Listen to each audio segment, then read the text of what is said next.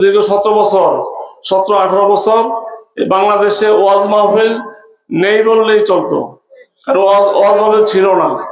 এখন বাংলাদেশের আনাচে কানাচে আমাদের এই আশেপাশে থানাগুলোতে দেখতে পাচ্ছি প্রতিদিনই বিভিন্ন জায়গায়, যেহেতু আমরা দাওয়াত পাচ্ছি বিভিন্ন জায়গা থেকে আমরা নিউজ পাচ্ছি, প্রতিদিনই বিভিন্ন জায়গায় এই ওয়াজ মাহফিলের আমরা খবর পাচ্ছি। আলহামদুলিল্লাহ, এটা আমাদের জন্য একটা সুখবর।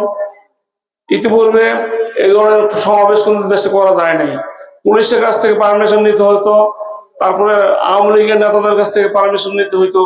আমার তো মনে হয় আজকে কোনো পারমিশন লাগে নাই। আপনারা দোয়া করবেন, যারা আজকে এই সুন্দর প্রোগ্রামটা করেছে তাদের জন্য দোয়া করবেন, এমনি ভাবে যেন দেশের সব জায়গায় আমরা ছড়িয়ে দিতে পারি। আমরা ওয়াজে এসে কথা শুনে চলে যাই, কিন্তু আমরা বাস্তবায়ন করি না। আজকে হুজুর যে বক্তব্য দিয়েছে খুব যুক্তিপূর্ণ, কোরআন হাদিসের আলোকে অনেক সুন্দর সুন্দর কথা বলেছে। আমরা যদি এটা আমাদের জীবনে একটু প্রতিফলন ঘটানোর চেষ্টা করি তাহলে এটাই যথেষ্ট। আমাদের লক্ষ লক্ষ টাকা থাকতে পারে, কোটি কোটি হাজার হাজার হাজার কোটি টাকা থাকতে পারে, কিন্তু এটা সফলতা না। আমাদের প্রকৃত সফলতাই হচ্ছে পরকালে যদি আমরা শান্তিতে থাকতে পারি, পরকালের সফলতাই হচ্ছে প্রকৃত সফলতা। আপনারা অনেকে মনে করেন যে আমাদের পলিটিক্স, আমাদের দেশে যে পলিটিক্স গুলো অনেক সময় এটা আমাদের সাধারণ জনগণ কিন্তু ভালো চোখে দেখে না, কারণ পলিটিক্সটা এখন এত নোংরা হয়ে গেছে। আপনারা দেখেছেন এই দেশের পলিটিক্সটা গত 17-18 বছর কেমন ছিল। আমাদের হাজার হাজার নেতা কর্মীদের নামে মামলা হয়েছিল আমাদের দেশে। আমাদের বিশেষ করে আমার নামে কয়েকশো মামলা হয়েছে। আমার সাথে যারা এসেছে মিথ্যা মামলা, চুরির মামলা, ডাকাতির মামলা, গাড়ি ভাঙার মামলা, শতে শতে মামলা হয়েছে। আমরা এই অন্যায় পরিবেশ থেকে বাঁচতে চাই। মানুষ আওয়ামী লীগ যা করেছে, আওয়ামী লীগ দেশের মানুষের জন্য, সমাজের জন্য যা করেছে, আমরা তার বিপরীতটা করতে চাই। তারা দেশে অন্যায় করেছে, জুলুম করেছে, আমরা এই অন্যায় এবং জুলুম থেকে বেরিয়ে আসতে চাই, মানুষকে পরিত্রাণ দিতে চাই। আপনারা দোয়া করবেন, ইনশাল্লাহ আমরা যেন আপনাদেরকে জনগণের পাশে থেকে জনগণের খেদমত করতে পারি। আমার পরিবারও 8-10 জন কোরআনে হাফেজ আছে। আমরা সব আমাদের সাথে থাকতে পছন্দ করি।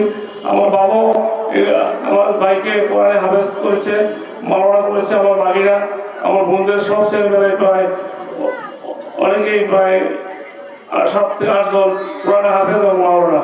আপনারা আমাদের জন্য দোয়া করবেন এবং আপনাদের পরামর্শ নিয়ে আমরা যেন চলতে পারি। আমাকে ঢাকা মহানগরের সেক্রেটারির দায়িত্ব দেওয়া হয়েছে, মেম্বার সেক্রেটারি। এটা অনেক বড় একটা দায়িত্ব আমাদের এই এলাকা থেকে আমি পেয়েছি। আপনারা এই দায়িত্ব পেয়ে মানুষের ক্ষতিও করা যায়, মানুষের উপকারও করা যায়। আমি যেন মানুষের কাজে রাখতে পারি, এই দায়িত্ব যেন ভালো কাজে লাগাইতে পারি। আল্লাহ আমাকে দায়িত্ব দিয়েছে, এই দায়িত্বের মাধ্যমে যেন মানুষের দেশের সেবা করতে পারি। আপনারা দোয়াটা করবেন।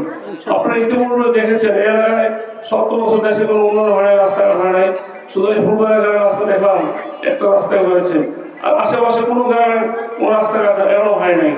উত্তরখান দক্ষিণ খান যেতে আমাদের পাশের ইউনিয়ন, পাশের থানা যেতে 2 ঘন্টা থেকে 4 ঘন্টা লাগে, অথচ মতিঝিল থেকে ঘুরে আসতে আমরা 2 ঘন্টায় চলে আসতে পারি। তাই দেশের যারা ক্ষমতায় ছিল তারা যদি দেশের মানুষের জন্য চিন্তা করতো, মানুষের কল্যাণের জন্য চিন্তা করতো, তাহলে মানুষের অনেক ভালো হইতো, মানুষের অনেক সুবিধা হইতো। কিন্তু তারা করেনি।